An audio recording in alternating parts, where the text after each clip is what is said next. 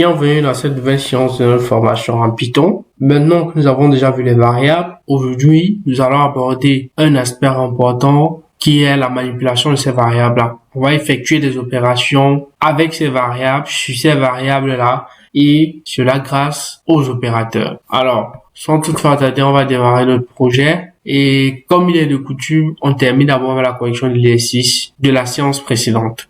Il était question de la séance précédente, tout simplement, de demander à l'utilisateur d'entrer des éléments et les afficher à l'écran. Et voici exactement le nom, note 1, note 2 et âge. Ok, je vais tout simplement utiliser la fonction input pour pouvoir récupérer la saisie de l'utilisateur pour effectuer l'affichage par la suite. Et maintenant, lorsqu'on va effectuer la fonction input, chaque fois, on va tenir compte du type de données qu'on souhaite récupérer. Par exemple, pour le nom, ça sera un string. Pour la note 1 et note 2, ça sera un float. Et enfin, l'âge, ça sera un int. Voilà, magnifique. Donc, le nom, vous avez compris, doit être une chaîne de caractères. La note 1, float, note 2, float et l'âge en int. Parfait. Là, on effectue la récupération. Prochaine étape, il sera question d'effectuer l'affichage. On a dit, on va faire un print. Monsieur, suivi du nom du monsieur en question. Monsieur tel a pour note 1. Là, la variable note 1. Pour note, on a note 2 pour âge et la moyenne. Ok. En fait, la moyenne, c'était une anticipation par rapport au coût chez les opérateurs. Pour ceux qui ont fait la moyenne, c'est une très bonne chose. C'était justement, en fait, pour que vous puissiez prendre de l'avance par rapport au coût d'aujourd'hui. Ok, si était sur ce programme actuellement, ouais, on va mettre anti/n pour aller à la ligne, anti/n. Ok, donc je vais démarrer mon programme. Ok, on dit entre votre nom, s'il vous plaît. Je vais entrer Edson. Votre nom, s'il vous plaît. Ah ouais, je n'ai pas changé l'input. Ici, je vais dire votre note 1, votre note 2 et enfin votre âge. Ok, super. Je vais donc relancer. Votre nom, s'il vous plaît. Je vais entrer Edson. Votre note 1, je vais entrer 15. Votre note 2, je vais entrer 10. Et votre âge, s'il vous plaît, je vais entrer 30. Hop, on dit Edson a pour note 1, 15, pour note 2, 10, et pour âge, 30. Super. Donc, le code, il est fonctionnel. Maintenant, la moyenne, comment calculer la moyenne? C'est simple. On va utiliser cette fois-ci les opérateurs entre note 1 et note 2. Pour calculer la moyenne, on doit d'abord calculer la somme des deux notes. Il dit somme, c'est tout simplement note 1 plus note 2 d'abord. Maintenant, la moyenne, c'est tout simplement égal à la somme divisé par les deux étudiants. Donc, ici, je veux printer ça aussi. Je vais tout simplement dire sa moyenne est, voilà, moyenne. Ok, c'est ça la variable. Si je reteste mon programme, entre le nom, cette fois-ci, j'entre peut-être Armando, entre la note 1, bon, je vais entrer 10 comme première note, entre la note 2, j'entre aussi 10, ok, entre l'âge, je vais entrer 20 ans, et puis, ok, on dit Armando a pour note 1 10, pour note 2 10 et pour âge 20. Sa moyenne est 10. Nous sommes d'accord. Si tu as 10 et 10, forcément tu auras une moyenne de 10. Ok, magnifique. Donc c'était ça la correction. Pour ceux qui ont trouvé, c'est une très bonne chose. Je sais qu'il y en a qui n'ont pas déclaré de variables et qui ont fait directement comme ceci. C'est-à-dire qui ont fait ça plus ça divisé par 2 directement. Mais vous avez vu en fait qu'il y a eu quelques difficultés. C'est pas grave, nous sommes là pour ça. Et c'est pourquoi aujourd'hui nous allons aborder des éléments très importants qui sont les opérateurs. Ok.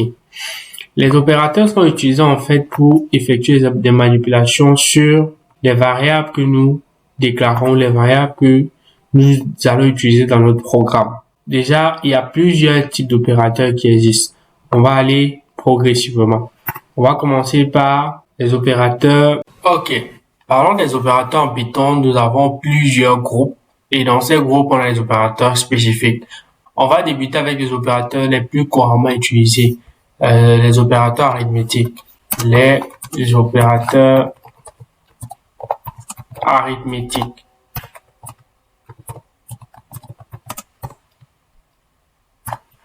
Comme opérateur arithmétique, on a tout simplement l'addition, la soustraction, la multiplication, la division entière, le modulo, l'exponentiation. Ok, on va prendre des tests pour pouvoir expliquer.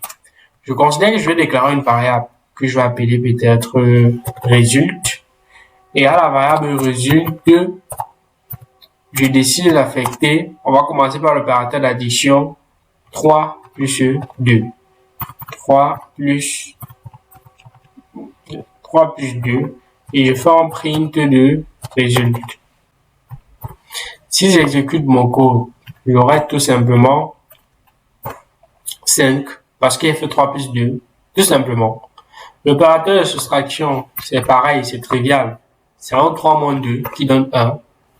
L'opérateur de multiplication, la petite précision que je dois faire ici, c'est que l'opérateur de multiplication est représenté par le symbole étoile et non par le symbole X. D'accord. L'opérateur de multiplication, si j'exécute, hop, j'ai 6, c'est 3 fois 2. L'opérateur de division, tout simplement, c'est 3 divisé par 2, 3 divisé par 2, qui donne simplement 1,5. Maintenant, vous allez voir maintenant la division entière. La division entière, c'est quoi? La division entière, tout simplement, comme son nom l'indique, il n'y a pas de nombre. En fait, le résultat, c'est pas un résultat flottant. On n'excède pas la partie entière. On ne va pas au niveau de la partie décimale. Ça veut dire, lorsque je vais faire la division entière, qui est 2 slash comme ceci, je n'aurai plus 1.5, mais tout simplement 1. Parce que je n'excède pas la division entière. C'est ça, en fait. C'est ça, la division entière. Il n'y a pas de partie décimale. Maintenant, le modulo, c'est quoi? Pour expliquer, je prends cette illustration. Lorsque je viens, comme ici, je fais par exemple 3 divisé par 2. On a quoi? On a une fois et on a 2. Le reste, c'est 1. En fait, si vous vous rappelez la division entière tout à l'heure, le 1, ça représente la division entière. Mais maintenant, le modulo, qui est le reste de la division entière, c'est ce 1. Ça veut dire, lorsque j'effectue la division entière, c'est quoi le reste? Le reste ici, c'est 1. C'est ça le modulo. Si je prends un autre exemple, l'autre exemple, c'est ici. Si je fais par exemple 7 divisé par 3, j'ai quoi? J'ai 2, j'ai 6 et j'ai 1. Je viens d'effectuer une division entière, tout simplement. Ça veut dire que si j'effectue ceci, 7 slash 3, le résultat sera 2. Tout simplement parce que c'est la division entière. Maintenant, le modulo, c'est 1. Le modulo qui est 7 pourcentage 3. En fait, c'est ça le modulo. J'espère que vous avez compris. Le modulo, c'est tout simplement le reste d'une division entière. Il dit, si on revient au niveau de notre code, si on fait 3 modulo 2, ça me donne 1, tout simplement. Ok. L'exponentiation permet tout simplement de lever un nombre à une puissance. Si je fais 3 exposant 2, ça signifie tout simplement que j'élève 3 à la puissance 2, tout simplement. Donc, j'ai fait 3 expo 2, donc 3 fois 3. Voilà pourquoi j'ai 9. Ok, on a terminé avec le premier bloc des opérateurs arithmétiques. On va continuer avec le second bloc, les opérateurs d'assignation. Les opérateurs d'assignation, on a déjà vu l'opérateur d'assignation le plus basique, c'est-à-dire le plus simple qui est l'égalité, qui est l'affectation. Ça veut dire, lorsque par exemple à résulte, je fais égal 3, ça signifie à résulte, j'affecte 3, à résulte, j'assigne 3. Voilà pourquoi si j'exécute, c'est le 3 là en fait qui est affiché. Maintenant, il y a les autres opérateurs d'affectation augmentée.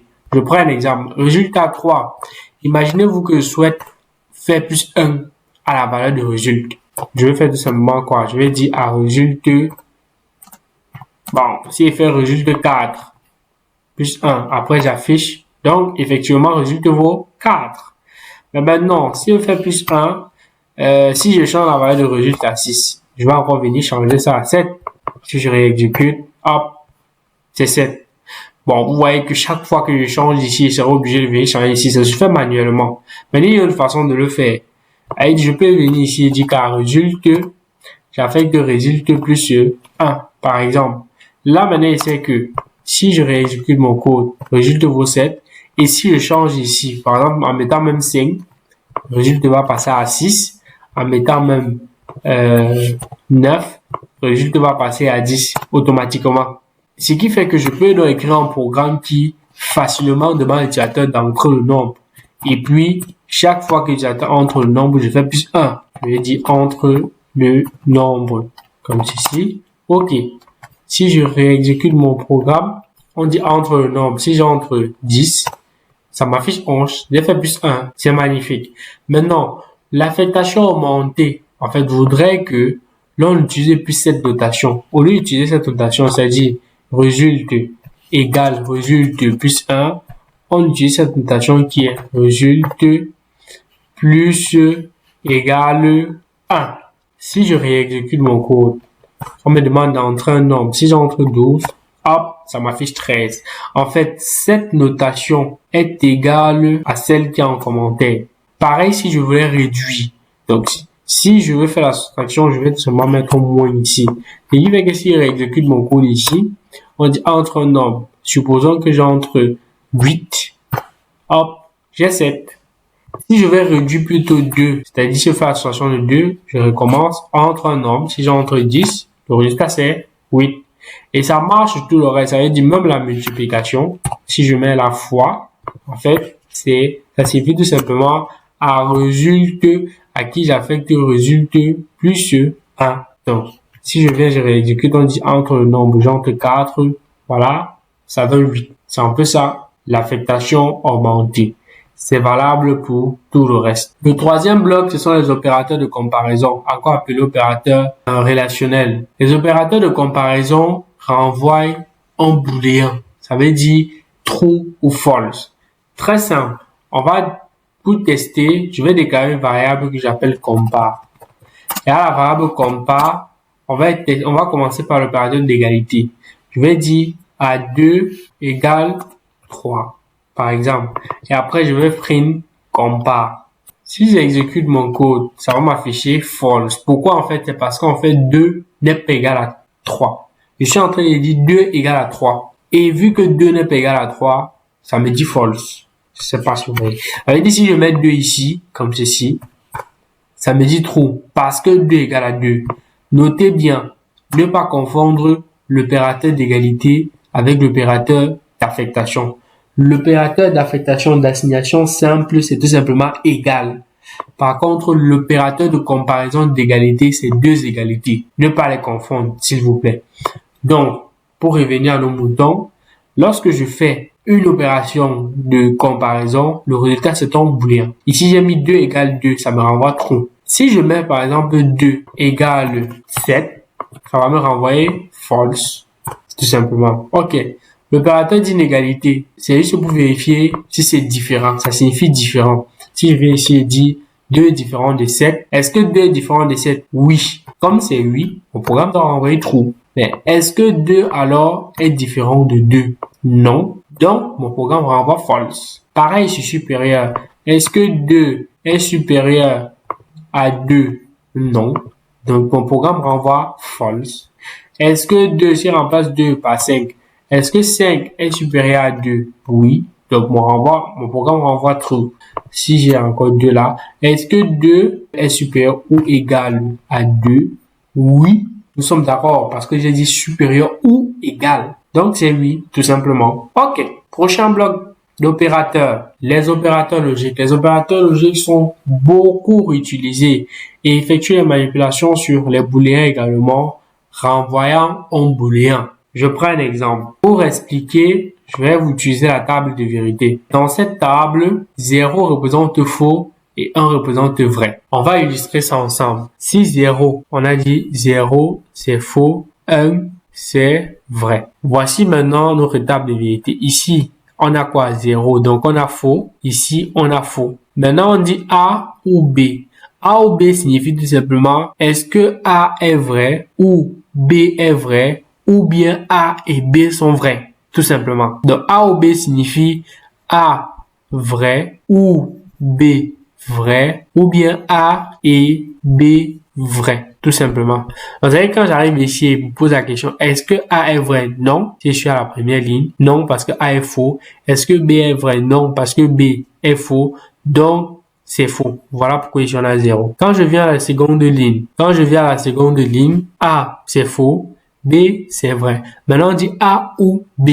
Ça veut dire, est-ce que au moins un élément est vrai? Oui, donc j'ai pareil ici, troisième ligne, A, c'est vrai, B, cette fois-ci, c'est faux. A ou B, c'est-à-dire, est-ce qu'au moins un élément est vrai? Oui, donc c'est vrai. Enfin, les deux sont vrais. Est-ce qu'au moins un élément est vrai? Oui, donc c'est vrai. Super. Maintenant, A et B signifie tout simplement que pour que ce soit vrai, A doit être vrai et B doit être vrai. Ici, A vaut faux, B vaut faux. A et B signifie est-ce que A est vrai? Non. Est-ce que B est vrai? Non. Donc, c'est faux. A et B. Ici, A est faux, B vrai. Mais sauf que vu que les deux ne sont pas vrais, c'est 0, 0. Et à la fin, ça sera vrai. Parce qu'en fait, A est vrai et B, c'est vrai. J'espère que vous avez un peu compris. On va rapidement faire les tests de, par exemple, si je veux mettre true, on va commencer avec Anne. True and false. True and false. Si je fais le test, ça va me renvoyer quand ça me renvoie false. Pourquoi? Parce que Anne voudrait que les deux soient égales à true pour que ce soit égal à. Si je mets false en false, vous aurez deviné, ça me met false. Par contre, si je mets true en true, c'est-à-dire les deux vrais, là, à coup sûr, j'ai vrai. On va tester où? Si je remplace ici Anne par or, je viens j'exécute, ça me donne true. Pourquoi? Parce qu'en fait, on vous a rappelé, vous, avec or, au minimum, un élément doit être égal à vrai. Ça veut dire, si les deux éléments sont égaux à vrai, c'est parfait. Donc, true. Si je mets false ici, et je réexécute, je vais avoir true. Pourquoi? Parce que j'ai au moins un élément qui vaut true. Maintenant, si je mets false ici, ça veut dire les deux sont égaux à false. D'après vous, ici, ça donne quoi? Ok. Justement, exactement ce que vous avez deviné, ça donne false. Super. Maintenant, rappelez-vous, tout à l'heure, on a travaillé les opérateurs de comparaison. Les opérateurs de comparaison nous renvoient les booles. Et les opérateurs logiques travaillent sur les booléens et renvoient les booléens. Ça veut dire quoi? Ça veut dire, si je viens ici, je fais par exemple 2 égale 2. L'exemple qu'on a pris tout à l'heure. Et j'exécute mon code. J'ai quoi? J'ai true. Ça veut dire, je peux faire 2 égale 2, and 3 égale 3. Nous sommes d'accord que ça c'est true, ça c'est true. Donc, en exécutant mon code, j'ai true. Mais par contre, si je mets 3 égale 2, par exemple ici, et je réexécute mon code, et j'ai mis mon and, ça me donne false. Vous avez compris? Ça me donne false parce qu'en fait, 3 égale 2 égale 2, c'est true. Mais 3 égale 3, c'est false. Mais vu qu'on a utilisé and, ça donne false. Maintenant, imaginez-vous si on remplace le and par or, comme ici. Le résultat sera égal à quoi? True. Pourquoi true? Parce qu'on a dit ça ou ça. Donc, ça veut dire qu'il faut au moins qu'un élément soit égal à vrai pour que ça fonctionne. Ok. Donc, les opérateurs logiques sont généralement très utilisés au niveau des conditions, des structures conditionnelles. C'est ce qu'on verra dans la prochaine vidéo. On va voir un autre bloc d'opérateurs, les opérateurs d'identité. Je prends un exemple. Si je déclare une variable A à qui j'affecte 2, une variable B à qui j'affecte 3, si je teste maintenant, compare, je vais dire A, I, C, B. Si j'exécute mon code, ça va me donner false. Juste une façon de dire en fait que 3 n'est pas B. Mais par contre, si en fait à A, juste une façon de dire que A n'est pas B. Si par exemple à A j'affecte 3 et j'exécute mon code, j'ai true. Ok. Vous allez me dire pourquoi ne pas utiliser l'égalité. D'accord. Le is est généralement très utilisé pour des cas particuliers. On va faire l'exercice, vous verrez vraiment dans quel cas de mesure c'est mieux d'utiliser le is. D'accord. Donc, mais voici un peu le rôle du is. Le is not, c'est pareil. Donc, si je mets maintenant is not ici. Is not, j'exécute, ça dit false. Ça dit false, pourquoi? Parce qu'ici, il dit que A n'est pas B. C'est faux. Parce qu'en fait, A, c'est B, tout simplement. Ok. Ça me permet de revenir sur le not. Je n'ai pas vu le not tout à l'heure. Je m'en excuse. Le not fonctionne comment? Le not est juste l'inverse. Si je viens ici, j'ai compare. Compare peut-être qui vaut true. Et je fais un print de compare. Naturellement, j'ai true.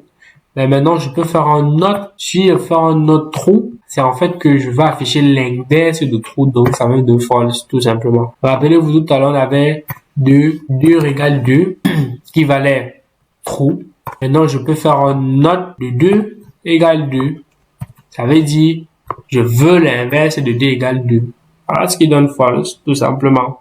Ok, on va continuer avec l'autre bloc d'opérateurs. Les opérateurs d'appartenance, très utilisés. Je prends l'exemple pour expliquer cela. Je vais définir une variable non.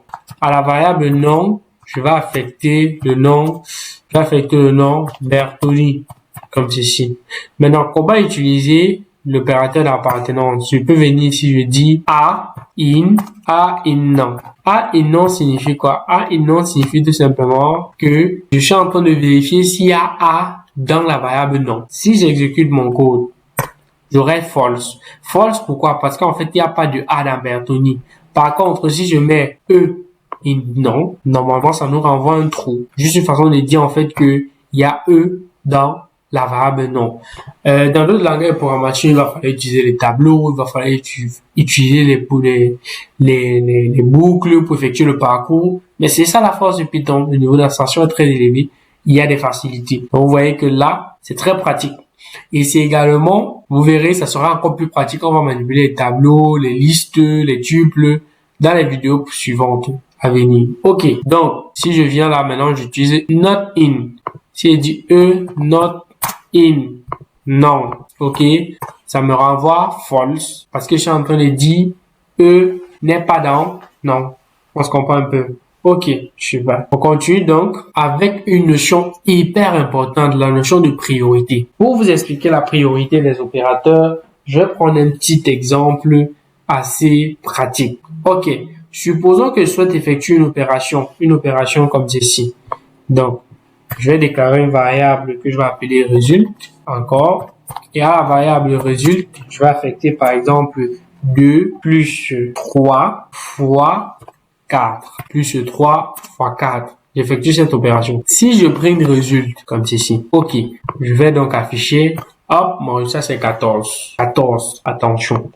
Si je viens ici, je fais 2 plus 3. 2 plus 3 c'est combien?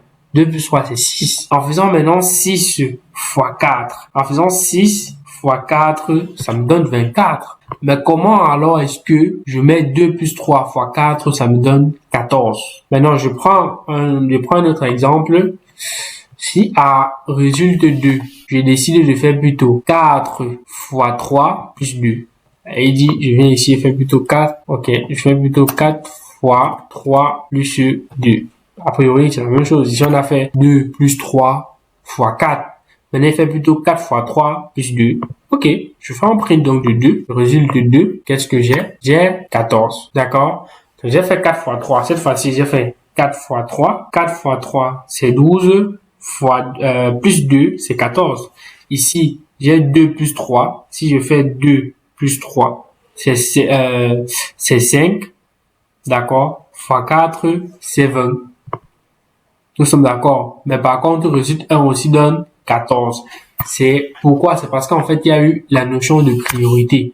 La priorité a voulu que le programme exécute d'abord 3 fois 4 avant de venir maintenant additionner le résultat de 3 fois 4 plus 2 et non fait 2 plus 3 fois 4. J'espère qu'on se rend compte. Parce que si je faisais 2 plus 3, en faisant 2 plus 3, ça me donne 5. Ici, je fais 5 fois 4, ça me donne 20. Par contre, en faisant d'abord 3 plus 4, qu'est-ce que je dis? En faisant d'abord 3 fois 4, ça me donne 12.